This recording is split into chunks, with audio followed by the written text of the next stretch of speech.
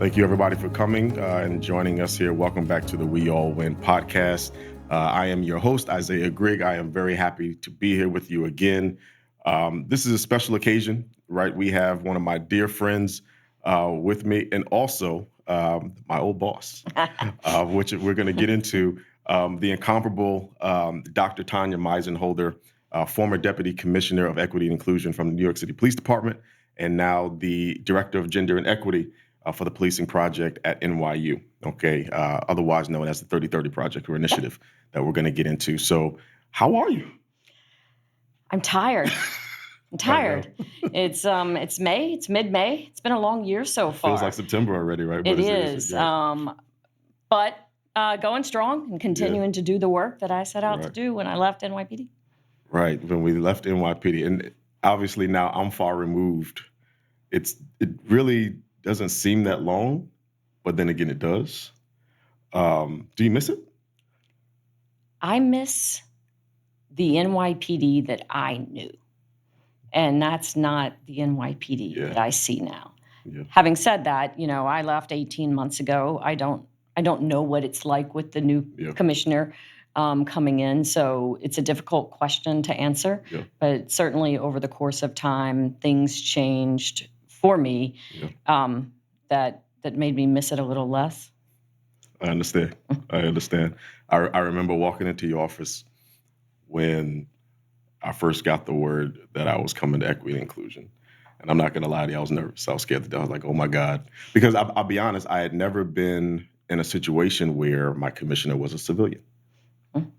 Right? So I did not understand or really know how to address, approach.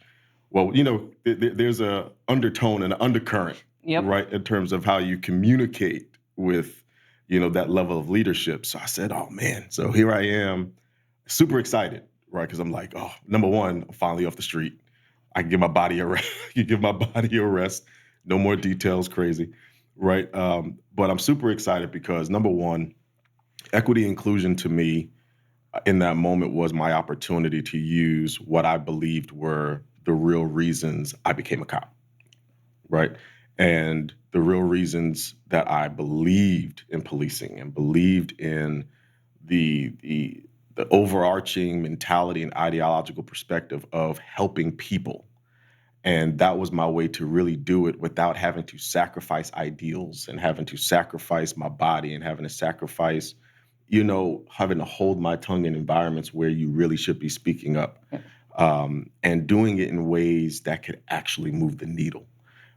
So from that lens, and I know you had a lot on your plate and you were trying to accomplish a lot in both a short and long-term period of time. But in that moment, what drove you to do the work in that regard? So a lot of it had to do with what I had seen throughout the course of my career, because at that point I'd been on for 15 years and I'd been at another police department before that, in really seeing how we treated each other on the inside, what fairness looked like, what it didn't look like, what people experienced. And so I thought about it from an internal perspective with the understanding that how we treat each other internally affects how we treat each other externally. Being a civilian or professional staff adds a dimension to that as well, especially one that's grown up in the system. And it really makes you think about what fairness looks like, not only internally, but externally. Having said that, I grew up in Baton Rouge, Louisiana, in a I won't age myself, but in the 1990s, things looked quite complicated in terms of race and gender and dynamics. And a lot of that, has gotten better, but so much of it hasn't. Yeah. So I think my upbringing and how I was raised in that environment also impacted how I behaved and thought about being in a police setting. Yeah. And a quick joke, I'm not going to lie to you. When I first heard you were from Louisiana, I said, stop it. I was like, there's no way. I was like, number one, why here? Right. But then I got to know, I was like, absolutely, that's Baton Rouge, Louisiana. And I love the balance that it brought, because in my mind, that experience that you just spoke about made you human. Yes. Very much so. It made you human. And that was the one detail about your leadership that I appreciated most, in that, yes, we had a job to do. We wanted to do it at a high level and even at a high clip, right? But at the end of the day, there's a humanistic thing that's necessary to get the most out of those who are doing the work, right? So talk to me about your leadership style, because that was always a question. Not only I wanted to ask you at that time, but I asked a lot of amazing leaders is, because there's different variations of leadership, depending on, and it's subjective to the environment, of course. But what is your, I'll preface it in two. What is your style of leadership? That is, what is your preferred style of leadership? So, if you think about leadership and all of the different schools of leadership, and you have these nice categories that people can fit into. And when I thought about leadership, I never found myself fitting neatly into any of those boxes. I learned a lot from the people that were my leaders, my mentors, about what to do and about what not to do, and about what type of leader that I wanted to be. And part of what you said about being human, that was at the center of it. We are all like showing up with different things happening every day. You never know how someone feels, what someone has been going through, and trying to understand that it's a person in there is really important to me. I would also say, and I think the word collaboration is overused at times, but that was important to me as well, is building a team. Police work especially is a team sport. Absolutely. And you need to be able to have a team around you, but people need to feel like they can contribute as part of that team. So the last thing I ever wanted to do as a leader was to have my team not feel like they didn't matter in that space. My nature is very straightforward, as you know. I'm also really focused on just being kind. It's not that difficult. It really isn't. To treat everyone with some degree of kindness, no matter what type of day you're having. So that's not a great description, but if I was going to put it in a nutshell, I'd say transparent, straightforward, kind, communicative, and collaborative. Now, does that resonate with you? Absolutely, it does. and those are principles that I try to apply to my own leadership, because very transparently, I watched your leadership. I mean, I watched everyone that I could say was a leader in my space, even at that time, both on the job and off. But there's another layer to this now, because now you're a woman in leadership, right? And the reality is there are different barriers between men and women in leadership, especially at that level. And I like to think, and you can correct me if I'm wrong, that's what motivated you into the 30-30, right? So talk to me, I guess, about, in the way that you can, your experiences as a woman in a high-level leadership position, not only in the NYPD, but just in general, right? And how you preface your stance, your posture, into really ensuring that it's the leadership that speaks volumes, no matter or despite the barriers or the environments that you might be in. Yeah. I don't know that I thought about it when I was doing it, but I was always very cautious about how I came across, because I didn't want to be framed in a certain way that women often are. So when I was having a bad day, I would tell someone that worked with me, you know what, it's probably not a good day for walk-in meetings, because I wanted to come across as even-keeled and even-tempered and not show emotions. I think the 2 or 3 times I cried throughout the course of my 20-year career at the NYPD, nearly 20 years, it was in a stairwell where no one knew. I didn't want to show my emotions because that's what women do. And that's why, some will say women don't belong in policing because they're too emotional, they're not strong enough, they have children. All of these things that I knew, people will ask me, was it more difficult for you as a woman or as a civilian? And I would say it depends on the day. That's a good question. It really does. And you just never knew what was going to happen on any given day, what I tried to do was be very intentional about why I was doing things and providing research or justification for ideas that I was putting forward. In full disclosure, I often would, also think about who did I need to use around me if I wasn't going to be able to get an idea pushed forward. Then who could I rely on to have that conversation with? Because women aren't always heard. I mean, people aren't always heard, but certainly women at the big table in the NYPD. So that certainly affected me. I think it also hardened me in some ways. It says the higher you move up, the lonelier it gets. Absolutely. And I can tell you that, my personal relationships became much more restricted in terms of who I let see me. Absolutely. But doing equity work makes you very vulnerable. And so there's this contradiction because on the one hand, you're trying to protect yourself, but on the other hand, you have to be vulnerable and let people see certain things about who you are and how you came to be. So it was an evolution over the course of time. I also learned things that I wasn't good at, so I didn't adapt to change well. I knew that. Well, I figured it out. And then I had to say, all right, this is an issue for me. Let me think about what I need to learn so that when this happens again, I can adjust it. I will say that continuous learning, whether it's personal and professional, is one of my core ideals. And so that was something that I always thought about. I also, as I mentioned, growing up in the department, that's very different than someone coming in from the outside. Absolutely. Because people know you and they don't see you in that position. So I had to prove myself over and over again. That seems to be the PD, It does. And I mean, let me not say that. That's law enforcement, where, what you did tomorrow or what you did yesterday really has absolutely nothing to do with how I view you today.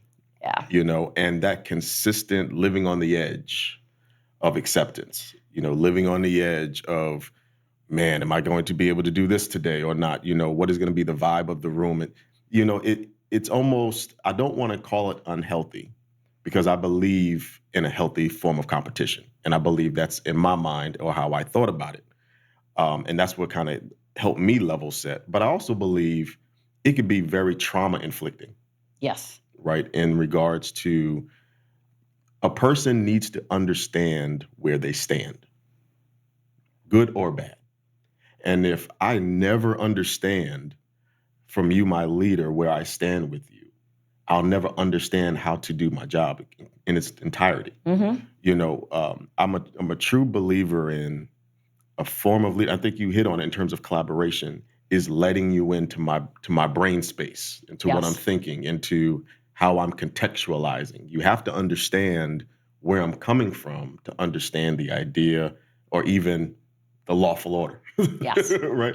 Though lawful, it's coming from somewhere, and there's a reason for it. So I really appreciate that. Now, if we're thinking about the matriculation from that to the policing project, okay, talk to me about that transition. Obviously, it's an amazing opportunity. It's doing amazing work. We'll talk about kind of the logistics of kind of what that initiative means. It's 30 for 30 for a reason. Yep. Right? But I want to know from you kind of what was kind of your level set to say, I know I can be impactful in this role? So, you mentioned the health of an organization. And when I think about a health of an organization, I think of a number of things, psychological safety being one of them. Can you speak up? Can you say things? All of that. And I had a really good career at the NYPD until I didn't. And I love that. that's, it really makes you think about the health of an organization. Do your values align with the work that you're doing? And when I went into equity and inclusion, I went into it knowing not only was I female and a civilian, but I was white. Yeah. And that just didn't fit into the mold of what people's expectations are for someone in that role. So that was something that I constantly had to do, but I really felt it was so necessary and so important to have work centered around equity and inclusion in the department that I was willing to strip off the clothes and let people see some things about me that I didn't necessarily want them to see. Yeah. I got to a point, though, where I said, I've been at the NYPD for nearly 20 years. I've done a lot.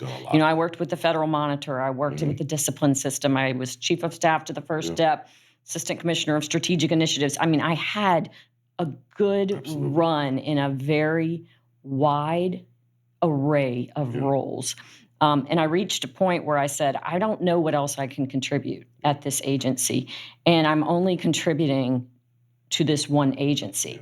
So what can I contribute externally in a broader way that's more national in scale and potentially more impactful beyond the NYPD? That's absolutely. And that mindset is kind of the whole reason why we're here today, right? Because we never stop evolving. We never stop wanting better, both for ourselves as well as the organizations that we serve. Because I believe that in what you just even explained, you considered the NYPD as well. Like, if I know I'm feeling this way, am I giving you maximum output? Right? And not to say that I won't do my job pristine at a high level, but will I be giving it the same level of me that I did 10 years ago? And I wasn't. And absolutely I reached a point where I wasn't. Yeah, and there's nothing wrong with being honest about that. And I think that's where a lot of sometimes leaders go wrong, and they hold on too tight too long. Yeah. Right? They hold on too long. Sometimes you have to understand when it's time to cut the cord, because there might be something else out there. And then on top of that, there's someone coming behind you that you've probably mentored, nurtured, that's going to take the lessons, the mentorship that you've given, and take your work to the next level. So the 30-30 initiative, right? So we want to increase women in policing 30% by 2030, right? Yes. Talk to me more about it, and give it to it from your way. So 2021 is when 30 by 30 officially started. Two co-founders, Maureen Moe McGough and Yvonne Roman. You can go on our website and learn all sorts of stuff about it. But I think if we were doing things differently now, we wouldn't necessarily call it 30 by 30. 30 by 30 is based on research. It's based on the tipping point by Malcolm Gladwell. Okay. It's based on the theory of representative bureaucracy. What does it take for an underrepresented group to get to a level to where they can actually make change in an organization? That's like that critical mass theory. Critical mass theory, exactly. And there is a reason behind it. But unfortunately, for some, they lost sight of what we actually wanted in 30 by 30. And so, yes, we want more women recruits. Okay. Why? National average is 13%. Right. That hasn't changed much for many years. We also know that women can contribute in different ways to public safety outcomes. Better de-escalation, use less force. Now, some of those outcomes are not outcomes that everyone wants to see. But the research is clear about how women police differently.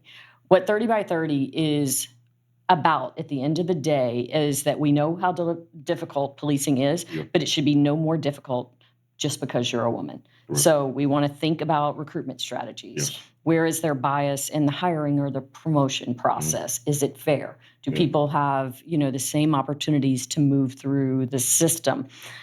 One thing I would say is we don't want to just bring women into policing for the sake of bringing women in. Right. There's 40% of the 18,000 police departments that have no women at all.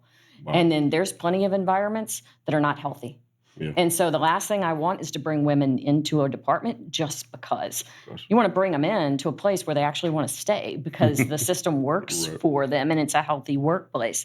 So it's about reducing bias. It's about ensuring women's unique needs are met. Yeah. We do have some needs that are at times different than males.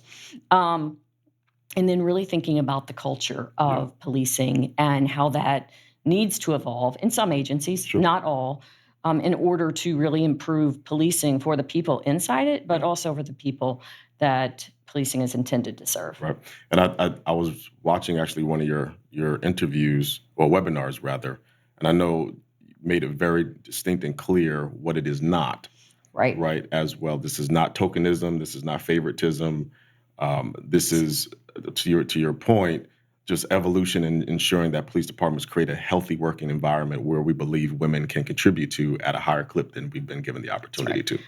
It's also not about lowering standards. We get a lot of pushback Mm-hmm. because people think that we're advocating for lowering physical fitness standards. We're not. What we're advocating for is making sure that those standards are relevant for the job. Yeah. And if women or men need some extra help to get through some of the parts of the examination, then why is there an issue with that? Yeah. There's not an issue when we do it from an academic standpoint. So why is it when we do it from a physical standpoint? And right now you have, or the initiative has sought after, I think 350 plus or over 400? Over 400 now. Over 400 agencies that have kind of taken on this initiative. Talk to me about kind of the criteria or what comes with this 30 for 30 that agencies are really buying into. Sure. So, we ask agencies to make a 2-year commitment to doing the work. Now, this is their commitment. Yeah. This is their leader saying that I want to do this work. That's awesome. And we give them a roadmap of things that we think they ought to look at in terms of data and policies and where there might be opportunities to engage with their employees. And then we ask them to think about what fairness looks like in their agency. Do you have a policy for pregnant women? Do you have uniforms that fit women properly? All of these different things, they report to us in 6-month increments, and they tell us how they're doing on each of those. I had a great conversation today with Fairfax County in Virginia, and they have done so much in the past couple of years, and they are seeing an increase in the percentage of female recruits in their department, but they're also trending towards what a healthier environment looks like. So agencies join us for 2 years. They also stay with us in terms of, how do we continue to keep our foot on the pedal with this work? In policing that things can change very quickly about what priorities are. And, we continue to grow and evolve and think about, yes, there's change that needs to be made at an individual agency level, but also what needs to happen at a state level, what needs to happen at, other levels. And then recently we have been working with Canada on an expansion into Canada called 30 Forward. So it's how can you kind of take the central elements of 30 by 30, which we have Canadian agencies already, but make them really fit neatly into what Canadian law enforcement looks like. Because in Canada, they already have maternity care for a year. There's things they already have that we don't. Yeah, isn't it? This was something that always flabbergasted me. We are one of the largest police departments in the world, most progressive, most technologically savvy. But then on the same note, we sometimes are way behind the 8 ball when it comes to the fundamental practices of what makes a municipality function, run efficiently and smoothly. Why do you think, or in your own way, what is in your mind the barrier that we're facing that we can't sometimes get out of our own way and kind of getting to just a state of, I can't call it normalcy because that would be absolutely. There's no such thing as normalcy. There's no such thing. There's no such thing.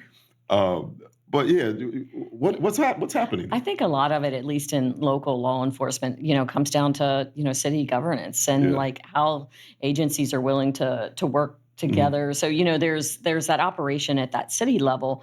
And then if you think about how difficult it is to make any type of organizational change, because you have police commissioners turning over, you have mayors turning over, but then also, what's happening on the inside of that organization. We talked, I think, before about the B team.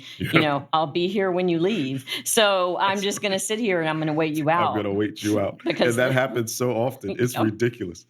And before we started, we were talking about, and this wasn't even on a slate to talk about, but I think it's important, is that with the work that we're doing and the work that you're doing, the state of the country is affecting that.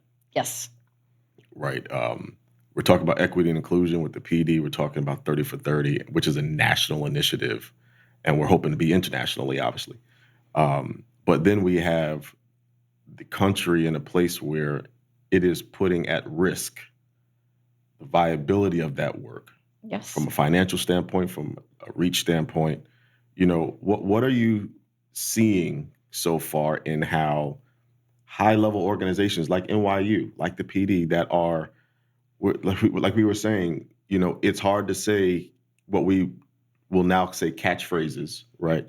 Like DEI, like equity, like inclusion, like women, right? Minorities, all of these things where post-pandemic became the words. Yes. Now they are demonized and they're like, you can't touch these words, but we're still to do the work. How are you balancing that? I see a lot of fear in folks and hesitation about even having these conversations, Right. Because they're afraid of what might happen if it gets out that you're talking about these things. Convening with the enemy. That's right.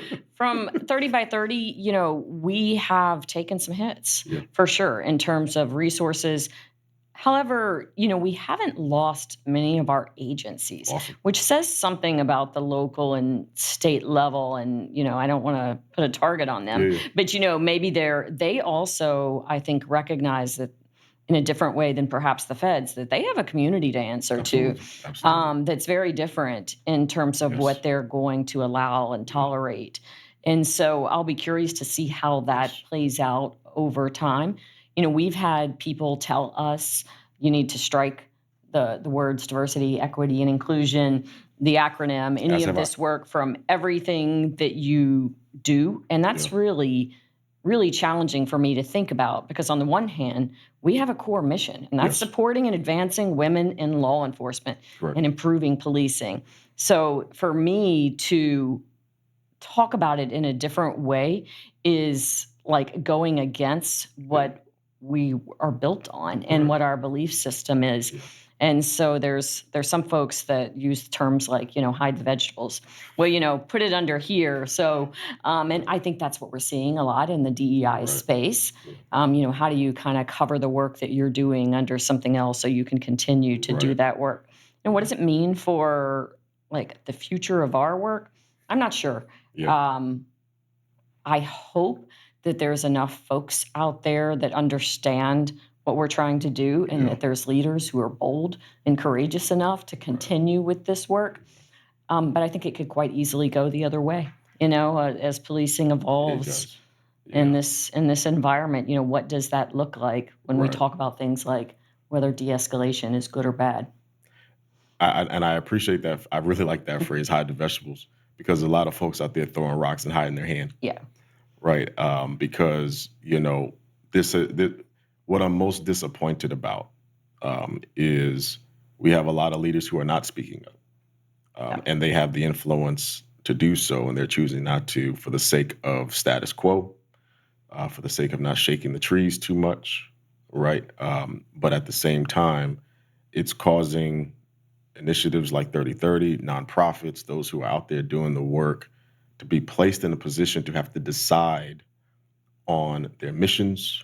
Do they go away from whom they've served, or do they have to tuck tail, so to speak, and create this almost like a DBA of my mission?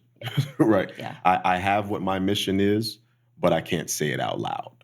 Right. I have to sugarcoat what I do. I have to create this facade that I am not so niche to say my particular mission is to serve this particular community, LGBTQI+, minorities, BIPOC, women, whatever that is, right? But I have to now kind of walk on eggshells, because if not, will I survive over the next 6 to 12 months? And the likely answer in today's climate is no. Right. So what are we doing, or what can we do? And nobody, everyone's scratching their heads. Well, I thought you had the answer. No, I don't. No, I don't. And, so we need leaders to really step up. So there's been, I believe, with everything, there's pushback. Yep. With everything, there's some hurdle you have to jump over. There's someone you have to convince, not only of the viability of the initiative, but the long-term implications that it can have. What are some of the barriers you've had to face, not only, and we're kind of merging in now, but not only as the leader of the initiative, but also having to really convince agencies that might be a little hesitant to say, well, is this something that fits the culture of the environment at which we police? And is it realistic? So, one thing I'll say about 30 by 30 is, a lot of our agencies opt in. So they're self-selecting. So I don't have to do a lot of convincing because our goal is not just to increase the number of agencies. And so I think some of the agencies that we have on board, they're there because they clearly want to be and because that's how they view the progression of policing. But what has happened with some of them, I think, and it's something that we still continue to deal with, is they didn't realize the backlash that they would get internally from men, from women, about why are we doing this work? We don't understand why we're pushing for, women in the workplace. They don't have it so bad. What about the men? So-and-so got promoted because of 30 by 30. I could go on and on. And so I think I've seen a number of leaders come to us and say, how do we deal with this? How do we have these conversations? How do we have this discussion about why we're doing, this work? Resistance is a natural part of change, and anything that you do something that's disruptive in the slight, you're going to feel resistance. I certainly felt it in the NYPD when we started the Office of Equity and Inclusion. I was in a different office at the time, but I was part of the evolution of that. And there was a lot of people who really didn't understand why we had it, why we needed it, or what it was about. And they didn't believe in it. The core mission of policing is supposed to be fighting crime, not internal workplace issues. So that was a challenge that I really struggled with over the course of time and had to think about how best to navigate and meet people where they are in order to move that work forward. And sometimes you have to go over them, sometimes under them. But, how do you put things in place to make change stick throughout the course of that? That's awesome. So for purposes of the conversation, one thing we always do is, as we're kind of drawing towards the end now, I want to get your kind of your mindset on what we all win means, as it relates to, pushing the needle forward, talking to that little girl that might be looking up to you to say, hey, I want to do that. Yeah. Trying to springboard, another initiative or to help another organization out, or whatever that might be. But what in your own words does we all win mean to you, as it relates to anything, whether or not it be business, personal? Usually I would kind of dive in, but I wanted to keep it strictly on that. But yeah, what does that mean? Yeah, I think winning means something different for everyone. It depends on where you're coming from, what your, background and your history looks like. And, but I always go back to systems because I think so much of the challenge that we have in this world is based on the systems that are built. Absolutely. So, what does that mean to me? It's like where we can have systems that work with people, not against them. And whether that's the police, whether it's the community, whether it's me, whether it's, whoever that is, but having people that actually can work within systems and can help them grow or be whatever it is that they want and need to be in their life. Wow. That's I love that. If you could, as you were talking, I was thinking about this, and for someone who might be watching, this might be really impactful for them. What is something you would say to your earlier self right now? Wow. Out of the litany of things you would probably say, but what is something you would probably say to yourself, as the thought leader, as the, you're looking at yourself, the little girl right now, X amount of years ago. Yeah, and you're like, what's happening? What would you say to her? just a little bit about my background, because it'll help you understand. But, my parents split up when I was 6 and my mother left.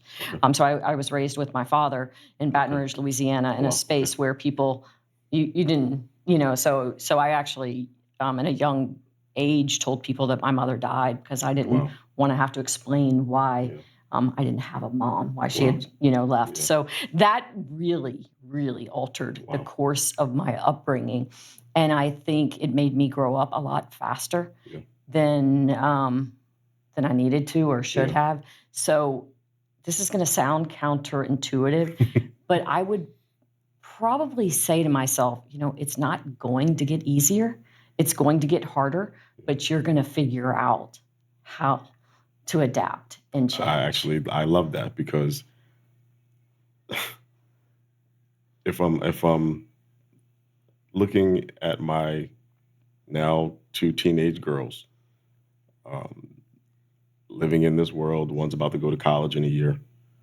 The one thing I have to send to prepare her for what's lying out there is to say, unfortunately, my love, you are brilliant, you are beautiful, but what's waiting for you out there is going to be like nothing you've ever experienced. Yeah. Right. And I have to prepare you in a way that I've never wanted to. I've never wanted to prepare you for this type of world, but I have to. Mm-hmm. And that is just my responsibility as your dad. And it scares me. God knows it really does scare me, because I have to release them into the world to figure it out. But with the hope and the prayer that while I was hard on them, while I had to up the expectations and what I expect from you, from your studies, from yourself, from your decision making, that when you get out there, you won't be so caught off guard. Yeah. Right? By what's waiting for you, because it's going to be a wild ride. Right? It's going to be a wild ride. So to hear you say that, it confirms that, it's a thing. And if you're saying that from the preface of where you're saying from, and that still be relatable today, says a lot. Yeah. Thanks. Right? That says a lot. And for me, it's not counterintuitive, it's actually comforting. It's tough, though. It's tough. You think about, when is this going to get easier? And I'm like, it's not. It's not. It's not. It's so easy to say life isn't fair, but it's not. It's not. And it's how you adapt, how you grow, where you are in terms of self-awareness and what motivates you. But there are days when it's a real struggle. It is. And, I tell my son, I want you to be kind. Yeah. And kind is not the same as polite. Being raised in the South, That's right. I want you to be independent, and I want you to be strong, and fair. Yes. So there's lots of things that you could tell your children, but the world that our kids are going out into is much different. Ooh, it's different. Not necessarily, I can't make comparisons about what's more difficult, for those, but, life is challenging. And it's all about how you respond to it and how you adapt to it, but also understanding that maybe tomorrow isn't going to get any easier. Wow. Well, there you have it, everybody. Thank you so much to our Dr. Tanya Meisenholder. We definitely appreciate you being here. This was amazing. It was thought-provoking. Please look up that initiative, 30 for 30. Spread the word, the good work that's being done. It's very important that we stay with our finger on the pulse. Okay, please listen to everything. Listen to things other than TikTok. Listen to things other than, social media. Get the information, read, okay, really get in the weeds of what's happening and how can you contribute. And these are initiatives that you can buy into, obviously is at a higher level, but the onus in the grassroots can happen there too, right? We can, at our communities, create our own 30 for 30, right? In our own way, our own initiatives that bring about change for the communities that we reside in any way possible. So be encouraged, okay, as well as really think that you want better, okay? As we were just alluding to, there will always be a battle to win, right? There will always be something that needs to be done in order to get yourself to the next level. However, you can do it. You are smart enough, you're wise enough, you're brilliant, right? You are kind. You are supposed to do this. You're purposed, and there's purpose for you, right? So there is always going to be something that's going to deter you. But if you want it bad enough, you can deliver it and you can do it for yourself. So we are living proof of it. We are living proof of it, and we will continue to be, right? No matter what. So thank you for watching, and we'll see you next time.